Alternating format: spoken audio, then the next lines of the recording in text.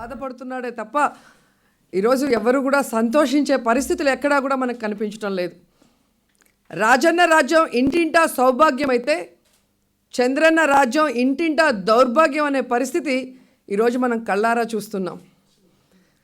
ఈరోజు చంద్రబాబు నాయుడు గారి పరిపాలన చూస్తే తుగ్లక్ పరిపాలన గుర్తుకొస్తుంది.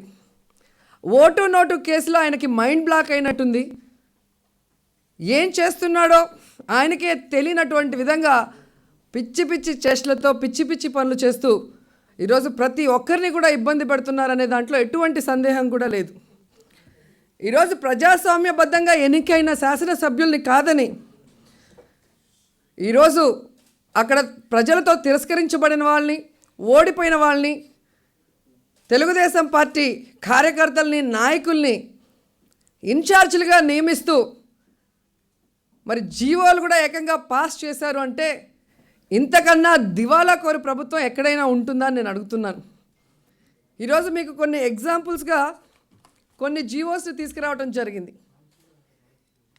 ఈరోజు జీవో నెంబర్ 559 చూస్తే రాయచోటి ఎమ్మెల్యే శ్రీకాంత్ గారు, కానీ ఇక్కడ శ్రీకాంత్ గారిని పక్కన పెట్టి అక్కడ ఓడిపోయిన ఎక్స్ ఎమ్మెల్యే అయిన రమేష్ కుమార్ రెడ్డి గారికి ఈరోజు 2 కోట్ల పనులు కేటాయించడం అనేది మీరు గమనించాల్సిన విషయం. అలాగే మీరు చూస్తే జీవో నెంబర్ 561 బాపట్ల ఎమ్మెల్యే కోన రఘుపతి గారు, కానీ ఈరోజు ఆ నియోజకవర్గంలో ఎక్కడ పనులు చేయాలి, ఎక్కడ అవసరం అనే విషయం ఆయనకు తెలుసుంటే ఆయన్ని పక్కన పెట్టి ఎక్కడో గుంటూరులో ఎమ్మెల్సీగా ఉన్న అతన్ని తీసుకొచ్చి మరి అతని చేత అక్కడ పనులు చేసే విధంగా మరి ఆయన పేరు మీద 2 కోట్ల రూపాయలు జారీ చేసిన సంగతి మీరు తెలుసుకోవాల్సిన విషయం. అలాగే మీరు చూస్తే సంతనూతలపాడు, కమలాపురం, మైదుకూరు, ఇదైతే మరీ ఘోరం. ఇక్కడ 3 చోట్ల కూడా చూస్తే సంతనూతలపాడు ఆదిమూలం సురేష్ గారు మా ఎమ్మెల్యే గారు, ఆయన్ని కాదని ఎక్స్ ఎమ్మెల్యే విజయ్ కుమార్ గారి పేరు మీద 2 కోట్లు ఇవ్వటం జరిగింది.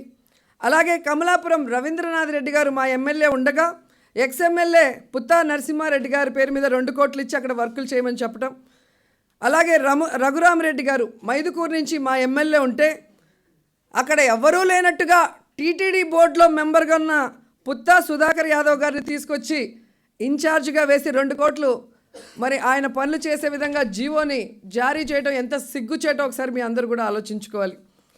అలాగే మీరు చూస్తే ఎర్రగొండపాలెంలో ఎమ్మెల్యే డేవిడ్ రాజు గారు, ఆయన ఎమ్మెల్యేగా ఉంటే ఇక్కడ ఇంకా విచిత్రం ఏంటంటే ఆ ఇన్ఛార్జిని కాదని త్రిసభ్య కమిటీని వేసి 3 వాళ్ళు ఎక్కడ చేయాలి పనులు అంటే అక్కడ చేసే విధంగా 2 కోట్ల రూపాయలు ఆయనకి జారీ చేశారు అంటే చంద్రబాబు నాయుడు గారు ఎంత దిగజారిపోయాడో దీన్ని బట్టి మీరు అర్థం చేసుకోవాల్సిన అవసరం ఉంది. అలాగే జీవో నెంబర్ 683 చూస్తే మరి అరకు ఎమ్మెల్యే సర్వేశ్వరరావు గారు మా పార్టీ నుంచి ఉంటే అక్కడ ఎక్స్ ఎమ్మెల్యే సోమా గారికి 2 కోట్ల రూపాయలు ఇచ్చి మరి ఏ విధంగా అక్కడ కూడా మరి అన్యాయంగా ప్రజల చేత ఎన్నుకోబడిన ప్రజాప్రతినిధి యొక్క రైట్స్ని ఎలా కాలరాస్తున్నాడు చంద్రబాబు నాయుడు గారు అనేది తెలుసుకోవాలి. ఇక ముఖ్యంగా సెక్స్ రాకెట్లో రోజా ప్రెస్ మీట్ని ఇప్పటి వరకు లైవ్లో చూసాక మరిన్ని అప్డేట్స్లోకి